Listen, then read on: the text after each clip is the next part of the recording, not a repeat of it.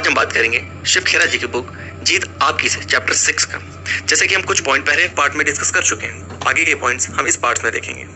बच्चे पिघलाइल क्यों बनते हैं? उन्हें बताइए कि हर चीज की एक कीमत होती है, लिहाजा एक दिन वह अपनी ईमानदारी को बेच देंगे। उन्हें सिखाइए कि जिंदगी में कामयाबी ही सब कुछ है, लिहाजा वह हर तिकड़म करके कामयाब होने की कोशिश करेंगे। उसे बचपन से ही वह सब कुछ दीजिए जिसकी उसे चाहत है, लिहाजा वह इस सोच के साथ बड़ा होगा कि उसकी जिंदगी की जरूरतें पूरी करना दुनिया की जिम्मेदारी है और उसके सामने हर चीज तश्तरी में परोस कर पेश कर दी जाएगी। जब वह गंदे लफ्जों का इस्तेमाल करे तो उस पर हंसिए, इससे वह खुद को चतुर समझने लगेगा। उसे नैतिकता सिखाने के बजाय उसके 21 साल होने का इंतजार कीजिए ताकि वह अपने बारे में फैसला कर सके। उसे सही दिशा का ज्ञान कराए बिना चुनाव करने की आज़ादी दीजिए। उसे यह कभी ना सिखाइए कि हर चुनाव का एक नतीजा भी होता है। उसे उसकी गलतियों के बारे में यह सोचकर कभी ना बताइए कि इससे उसके मन में कुंठा पैदा हो जाएगी, लिहाजा कोई गलत काम करते हुए पकड़े जाने पर वह यह मानेगा कि समाज उसके खिलाफ है। उसके आसपास बिखरी हुई हर चीज जैसे किताबें, जूते, कपड़े वगैरह खुद उठाइए। उसका हर काम खुद कीजिए। नतीजा यह होगा कि उसे अपनी सारी जिम्मेदारियां दूसरों के कंधों पर डालने की आदत हो जाएगी। वह जो भी चीजें देखना सुनना चाहेगा उसे देखने और सुनने की आजादी दीजिए। उसके शरीर में जाने वाली खुशबू पर तो ध्यान दीजिए, पर उसके मस्तिष्क में कूड़ा जाने दीजिए। दोस्तों के बीच लोकप्रिय होने के लिए उसे कुछ भी करने दीजिए, लिहाजा घर के टूटने पर उसे कोई अचरज नहीं होगा। वह जितना पैसा मांगे उसे दीजिए। उसे पैसे की कीमत कभी न समझाइए। इस बात का पूरा ध्यान रखिए कि उसे वैसी दिक्कतों का सामना कभी न करना पड़े जिसका सामना हमको करना पड़ा था। खाने पीने और ऐशो आराम की सारी शारीरिक जरूरतें तो यह सोचकर फौरन कर दीजिए कि चीजें न मिलने पर वह हताश होगा। पड़ोसियों और अध्यापकों के सामने यह सोचकर हमेशा उसका पक्ष लीजिए कि हमारे बच्चे के लिए उनके मन में मैल है। जब वह किसी असली मुसीबत में फंसे तो यह कहकर हाथ झाड़ लीजिए, मैंने अपनी ओर से पूरी कोशिश की पर उसके लिए कुछ कर ना सका। उसे यह सोचकर किसी बात पर मत टोकिए कि अनुशासन से आजादी छिन जाती है। उसे आजादी का पाठ पढ़ाने के लिए माँ बाप की तरह सीधा नियंत्रण रखने के बजाय उस पर दूर से नियंत्रण रखिए। यह कुछ पॉइंट थे बच्चे क्यों बिगड़ते हैं। चलिए अब देखते हैं बच्चे वही सीखते हैं जो जीते हैं। अगर बच्चा आलोचना के माहौल में रहता है तो वह निंदा करना सीखता है। अगर बच्चा प्रशंसा के माहौल में रहता है तो तारीफ करना सीखता है। अगर बच्चा लड़ने के माहौल में रहता है तो झगड़ना सीखता है। अगर बच्चा सहनशीलता के माहौल में रहता है तो धैर्य सीखता है। अगर बच्चा बेहुदे और खिल्ली उड़ाने वाले माहौल में रहता है तो वह संकोच करना सीखता है। अगर बच्चा प्रोत्साहन वाले माहौल में रहता है तो आत्मविश्वास सीखता है। अगर बच्चा शर्मिंदगी के माहौल में रहता है तो वह खुद को दोषी मानने लगता है। अगर बच्चा समर्थन करने वाले के माहौल में रहता है तो वह खुद को पसंद करना सीखता है। अगर बच्चा न्याय संगत माहौल में रहता है तो इंसाफ करना सीखता है। अगर बच्चा सुरक्षा के माहौल में रहता है तो वह भरोसा करना सीखता है। अगर बच्चा सहमति और दोस्ती के माहौल में रहता है तो वह दुनिया में प्यार ढूंढना सीखता है। यह कुछ पॉइंट थे बच्चे वही सीखते हैं जो जीते हैं। चलिए अब देखते हैं आत्मसम्मान विकसित करना। एक युवा दंपति अपनी बेटी को काम पर जाने से पहले रोज बच्चे को देखभाल करने वाले एक सेंटर पर छोड़ जाया करते थे। माँ बाप और वह बच्ची अलग होते समय एक दूसरे का हाथ चूमते थे और उसके बाद उस चुंबन को अपनी जेब में रखने का अभिनय करते थे। दिन में जब बच्ची अकेली होती थी तो जेब से उस चुंबन को निकालकर अपने गाल पर लगा लिया करती थी। रोजमर्रा की छोटी सी बात उनमें शारीरिक रूप से अलग होने के बावजूद साथ रहने का एहसास पैदा करती थी। कितना सुंदर विचार है। शिक्षा किसी चीज को न जानना शर्मिंदगी की बात नहीं है, पर सीखने की इच्छा न होना जरूर शर्मिंदगी की बात है। हम कुछ लोगों को आदर्श मानकर उसमें शिक्षा ले सकते हैं।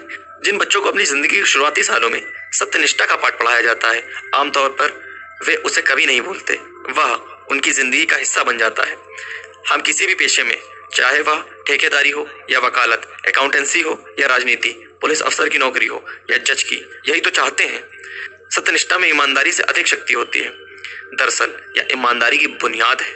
नौजवानों पर किसी चीज का असर आसानी से डाला जा सकता है जब वे माँ बाप, शिक्षकों या राजनेता जैसे अपने मार्गदर्शकों को बड़ी शान के साथ धोखाधड़ी करते हैं। किसी होटल से तौलिया चुराने या किसी रेस्तरां से बर्तन चुराने जैसी घटिया हरकतों के बारे में डींगे मारते सुनते हैं तो वे निराश होते हैं। उनके मन में अपने मार्गदर्शकों के लिए इज्जत नहीं रह जाती। ऐसी चीजें लगातार देखते रहने पर वे उन्हें स्वीकार करने लगते हैं। घटिया आदर्श। एक शिक्षक ने एक बच्चे से पूछा, तुम्हारे पिताजी क्या करते हैं? बच्चे ने जवाब दिया, मुझे मालूम नहीं है, पर मेरा ख्याल है वे पेन, पेंसिल, बल्ब और टॉयलेट में इस्तेमाल होने वाले पेपर रोल बनाया करते हैं, क्योंकि वे हर रोज अपने लंच बॉक्स में यही चीजें घर लाया करते हैं। गलत तुलना करना। सही ढंग से तुलना करना तो ठीक है, गलत ढंग से की गई तुलना से इंसान खुद को हीन महसूस करने लगता है। दूसरों से तुलना किए जाने पर आमतौर पर हम में उनसे ज्यादा काम करने की क्षमता दिखाने की प्रतियोगी भावना उत्पन्न होती है। ऊंचे दर्जे के आत्मसम्मान वाले लोग दूसरों से मुकाबला नहीं करते, इसके बजाय वे अपने काम करने की क्षमता में सुधार लाते हैं। वे खुद से ही मुकाबला करते हैं, वे अपनी उपलब्धियों की तुलना अपनी क्षमताओं से करते हैं। सफलता या असफलता से जुड़े हुए प्रभाव। इस कहावत में काफी सच्चाई है कि सफलता सफलता को और असफलता असफलता को जन्म देती है। खेल की दुनिया में हम अक्सर देखते हैं कि जब किसी चैंपियन का मनोबल गिरता है, और कभी ना कभी ऐसा होता ही है, तो कोच उसे कभी किसी अच्छे खिलाड़ी से मुकाबले में नहीं खिलाता, क्योंकि अगर वह एक बार और हार जाएगा तो उसका मनोबल गिर जाएगा। उसका आत्मविश्वास वापस लाने के लिए कोच उसे किसी कमजोर खिलाड़ी के मुकाबला कराता है और उसे जीत में चैंपियन का मनोबल बढ़ जाता है। और उस जीत में चैंपियन का मनोबल बढ़ जाता है, उसके बाद उसे थोड़े अच्छे खिलाड़ी के साथ खिलाया जाता है। वह जीत उसके आत्मविश्वास को और बढ़ा देती है। यह सिलसिला तब तक जारी रखा जाता है जब तक कि चैंपियन असली चुनौती का सामना करने के लिए तैयार नहीं हो जाता। हर सफलता के साथ व्यक्ति का आत्मविश्वास बढ़ता है और उसके लिए अगली बार सफल होना ज्यादा आसान हो जाता है। इसलिए कोई भी अच्छा नेता, चाहे वे माँ बाप, शिक्षक या सुपरवाइजर हो, बच्चे से पहले आसान काम कराते हैं। हर बार काम को सफलतापूर्वक पूरा करने के साथ ही बच्चे के आत्मविश्वास और मनोबल का स्तर ऊंचा उठता जाता है। इसी मुकाम पर अगर बच्चे को प्रोत्साहन भी दिया जाए तो उसका सकारात्मक आत्मसम्मान एक ठोस शक्ल लेने लगता है। और अपनी और बच्चों की सफलता की जंजीरों को जोड़कर सफलता की कड़ी से जोड़ना हमारी जिम्मेदारी है। असफल होने को असफलता मानने की गलती करना। सफलता में 99% असफलता शामिल होती है, सोइफिरा होंडा का कहना था। होंडा मोटर के संस्थापक। किसी खास मामले में असफल होने पर ज्यादातर लोग इतने मायूस हो जाते हैं कि खुद को असफल मानने लगते हैं। वे यह नहीं समझते कि असफलता मिलने का मतलब यह नहीं है कि वे असफल व्यक्ति हैं। मुझे सफलता मिल सकती है पर मैं असफल व्यक्ति नहीं हूँ। वे यह नहीं समझते कि असफलता मिलने का मतलब यह नहीं होता कि वे असफल व्यक्ति हैं। मुझे असफलता मिलना सही है पर मैं असफल व्यक्ति नहीं हूँ। मुझे मूर्ख बनाया जा सकता है पर मैं मूर्ख नहीं हूँ। हम असफल व्यक्ति तभी माने जाएंगे जब मैदान छोड़ दें। अभिभावकों, शिक्षकों और सुपरवाइजरों की गैर वाजिब उम्मीदें। मान लीजिए कि कोई बच्चा स्कूल में अपना रिपोर्ट कार्ड लेकर आता है। उसे 5 विषयों में A ग्रेड और 1 विषय में B ग्रेड मिलता है। आमतौर माँ बाप का पहला सवाल यही होता है, तुम्हें B ग्रेड क्यों मिला? क्या माँ बाप को बच्चे के B ग्रेड हासिल करने के लिए बधाई देनी चाहिए और उसके लिए निचले स्तर के ग्रेड को कबूल कर लेना चाहिए? सवाल आंसर है बिल्कुल नहीं। बच्चा दरअसल यह चाहता है कि उसे 5 विषयों के लिए A ग्रेड हासिल करने के लिए शाबाशी और बढ़ावा दिया जाए। A ग्रेड हासिल करने की उसकी कामयाबी की मान्यता देने और सराहने के बाद माँ बाप उसे सभी 6 विषयों में A ग्रेड पाने की अपनी उम्मीद के बारे में बता सकते हैं और जरूरत पड़ने पर मदद करने की पेशकश भी कर सकते हैं। अगर हम अपनी उम्मीदों को घटा लेंगे तो संभव है कि अगली बार उपलब्धियों का ग्राफ नीचे गिरकर हमारी उम्मीदों के स्तर तक आ जाए। इसी तरह काम के दौरान कर्मचारी 100 सही काम करने के साथ एक गलत काम कर भी सकता है। जरा सोचिए कि उस हालत में बॉस की प्रतिक्रिया क्या होती है। अच्छी चीजों को मान्यता दीजिए और अपना स्तर मत गिराइए। अनुशासन की कमी। क्या अनुशासन का मतलब कोई दिक्कत पैदा होने या कोई गलती हो जाने के बाद उसे दूर करना है? क्या इसका मतलब कोई चीज ऊपर से थोपना है?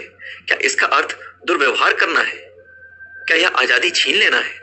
इनमें से किसी का भी जवाब हाँ नहीं है। अनुशासन का मतलब यह नहीं है कि कोई इंसान बेल्ट उतारकर बच्चों को पीटना शुरू कर दे, यह तो पागलपन है। अनुशासन का मतलब है दृढ़ता। यह एक दिशा है।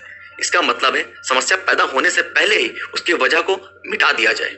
इसका मतलब है ऊर्जा को बड़ी उपलब्धियां हासिल करने की दिशा में प्रोत्साहित और व्यवस्थित करना। अनुशासन कोई ऐसी चीज नहीं है जो दूसरों के लिए करते हैं, बल्कि यह एक ऐसी चीज है जिसे हम उन लोगों के लिए करते हैं जो इसकी परवाह करते हैं। अनुशासन प्यार के इजहार का एक तरीका है।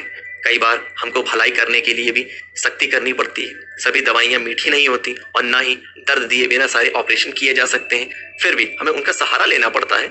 हमें कुदरत से सबक लेना चाहिए। हम कभी जिराफ नाम के भारी भरकम जानवर के बारे में जानते हैं? माता जिराफ अपने बच्चों को खड़े खड़े जन्म देती है। बच्चा माँ की नरम कोख से एकाएक कठोर जमीन पर आ गिरता है और फिर बैठ जाता है। माँ सबसे पहला काम यही करती है कि बच्चे के पीछे जाकर उसे जोरदार ठोकर मारती है। बच्चा खड़ा हो जाता है, लेकिन उसके पांव कमजोर होने की वजह से लड़खड़ा जाते हैं और वह फिर गिर जाते हैं। माँ फिर से पीछे से जाकर उसे ठोकर मारती है। बच्चा खड़ा होने के बाद फिर बैठ जाता है, लेकिन माँ उसे तब तक ठोकर मारती रहती है जब तक कि बच्चा अपने पांव पर खड़ा होकर चलने नहीं लगता। क्यों? इसलिए कि बच्चा तभी जिंदा बच सकता है जब वह अपने पांव पर खड़ा हो जाता है, वरना मांसभक्षी जानवर उसे खा जाएंगे और माँ इस बात को जानती है। आपसे मेरा सवाल है, क्या यह प्यार नहीं है? बेशक है। प्रेम और अनुशासन के माहौल में पले बच्चे माँ बाप को और अधिक इज्जत देते हैं एवं कानून का पालन करने वाले बनते हैं। इसका उल्टा भी उतना ही सही है। अगर हर घर में अनुशासन का पालन किया जाए तो युवाओं द्वारा किए जाने वाले अपराधों में 95% तक कमी आ जाएगी। ये कहना है जे एडगर हूवर का। अच्छे माँ बाप अनुशासन लागू करने से नहीं हिचकिचाते, भले ही बच्चे कुछ देर के लिए उन्हें नापसंद करें। अनुशासन आजादी देता है।